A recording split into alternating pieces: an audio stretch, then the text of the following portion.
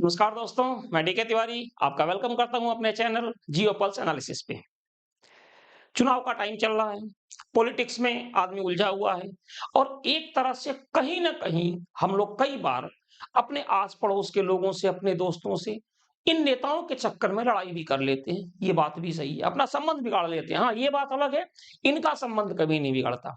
हालाँकि मैं आज काफ़ी तल्ख़ बात कहने जा रहा हूँ, वीडियो को लास्ट तक देखिएगा।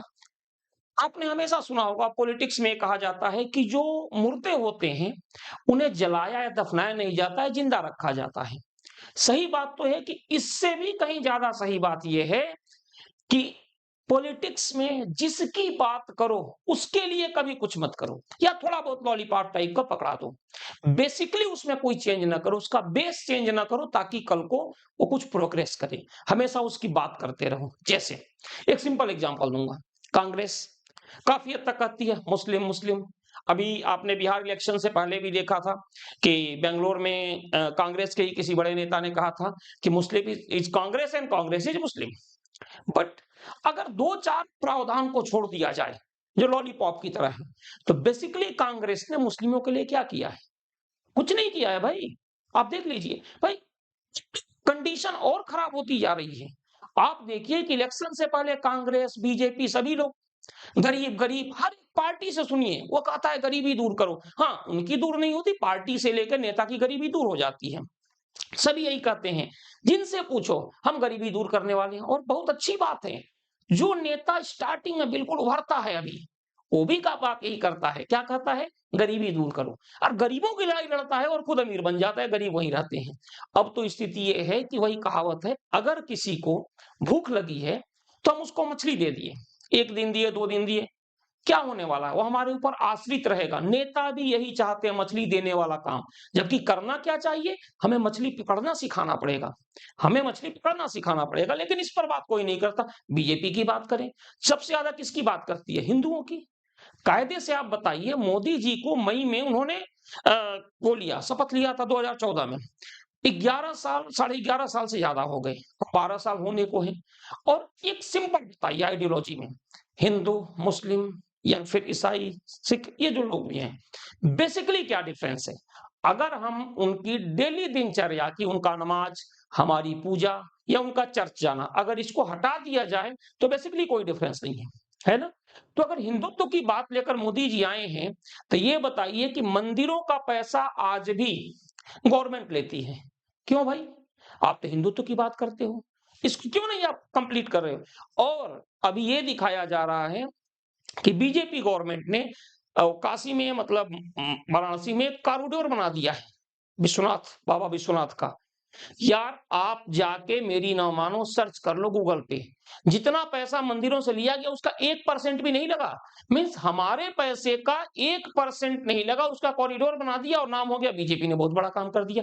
भाई मोदी जी, आप एक बात बताइए, आपको जो चाहिए, 370 तो सबसे खतरनाक, उसमें तो पूरा स्टेट शामिल था, पता नहीं क्या क्या प्रावधान थे, आपने देखा है। आप उसका सॉल्यूशन निकाल लिए 2 से 3 दिन के अंदर। इसमें तो किसी को कोई आपत्ति भी नहीं होगी कि भाई चलो मंदिरों का पैसा है, मंदिरों को मिले। मुझे नहीं लगता किसी को आपत्ति होगी, लेकिन नहीं। अब जैसे मैं बहुत कड़वी बात कहने जा रहा हूं, लोग कहते हैं बीजेपी को कि बनियों की पार्टी है। मैं कभी सहमत रहता हूं, कभी नहीं, छोड़ दीजिए। तो यार हम क्यों ना माने? आप गवर्नमेंट में आ गए, आपको देखा जा रहा है कि यहां से मुनाफा हो रहा है मंदिरों से, तो आप उस बात पे बिल्कुल शांत होकर बैठ गए। 2 साल लॉलीपॉप पकड़ा दिया, एक आपने महाकाल कॉरिडोर बना दिया, एक यहाँ पे वाराणसी का बना दिया। अरे ये सब नहीं चाहिए भाई। अब मायावती जी को ले लो, मायावती जी क्या की? पूरे टाइम दलित दलित दलित। हुआ क्या? खुद तो पहुंच गई ऊपर और दलित तो वहीं के वहीं है। आप देखिए ना, कहीं पर भी सिंपल कॉन्सेप्ट है, आप जिसकी बात करो उसके लिए कुछ मत करो। केवल बोलो, इतनी बार बोलो, इतनी बार बोलो कि उस आदमी के दिमाग में ये बात बैठ जाए। बिल्कुल वैसे ही जैसे कहा जाता है, एक झूठ को 100 बार बोला जाए तो काफी हद तक लोगों को सच लगने लगता है। ये लोग तो 1000 बात बोलते हैं। और यार देखो, ये कलेजा केवल पॉलिटिशियन के अंदर है, मैं किसी पार्टी की बात नहीं कर रहा। 1 लाख लोगों के सामने खुलेआम झूठ बोलता है। यार हम लोग किसी एक आदमी के सामने झूठ बोल दें और कल को उस बात से मुकरे तो आदमी कहता यार तुमने तो ये बोला था। हम लोग का शर्म से सर झुक जाता है। लेकिन यार कमाल की बात है नेता लोगों की, 1 लाख लोगों के सामने खुलेआम झूठ बोलते हैं। तो मैं तो सिंपल यही कहना चाह रहा हूं कि भाई देखिए, इनके बहकावे में नहीं आना है। और एक बेसिक चेंजिंग सोचना है, चाहे हिंदू हो, चाहे मुसलमान हो, सबको कि भैया इसने हमारे लिए इतना किया और किया क्या। अच्छा, दूसरी तरफ इनको अपना फायदा चाहिए। बीजेपी को फायदा चाहिए कि भाई उन्हें हिंदू वोट चाहिए, कांग्रेस को लगता है मुस्लिम वोट चाहिए। फिर बीजेपी सोचती है मुस्लिम में वोट नहीं देंगे तो चलो भाई पूरे हिंदुओं का वोट ले लो। कांग्रेस सोचती है कि यार मुस्लिम का वोट तो मिल ही जा रहा है, हिंदू नहीं दे रहा, तो उनको कास्ट में डिवाइड कर दो। यही तो बात है ना। अखिलेश यादव जी कहते हैं पीडीए पीडीए। आप ये बताइए कायदे से उन्होंने अभी तक इन सब के लिए कुछ किया है? किस मुस्लिम को उन्होंने क्या किया है? आजम खान को छोड़ दिया जाए, एक उसको भी रखा, फिर गलत समय में उनका भी साथ छोड़ दिया। अब चलिए आगे, कुछ यादव लोगों के साथ किया है कई लोग कहते हैं, लेकिन बिल्कुल सही चीज है कि कितने यादवों के साथ किया है? 5% या 6%। उन्हीं यादव लोगों का भला है, बाकी लोग तो वहीं पे झुनझुना बजाते हैं, चलो हमारी यादव कम्युनिटी है, ऐसा है। बिल्कुल काफी हद तक हम लोगों के साथ भी ऐसा है। एक ब्राह्मण नेता खड़ा हो गया, चलो फला ब्राह्मण है, फला ब्राह्मण है। अरे हर जगह स्थिति खराब है भाई।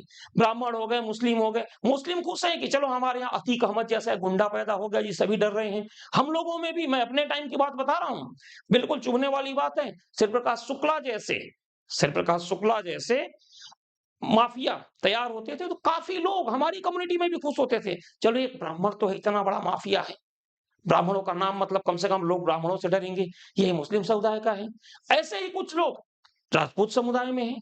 तो क्या है यार, मतलब क्या नैरेटिव सेट कर दिया इन नेताओं ने, और नेताओं का उस पर बड़ा असर रहता है।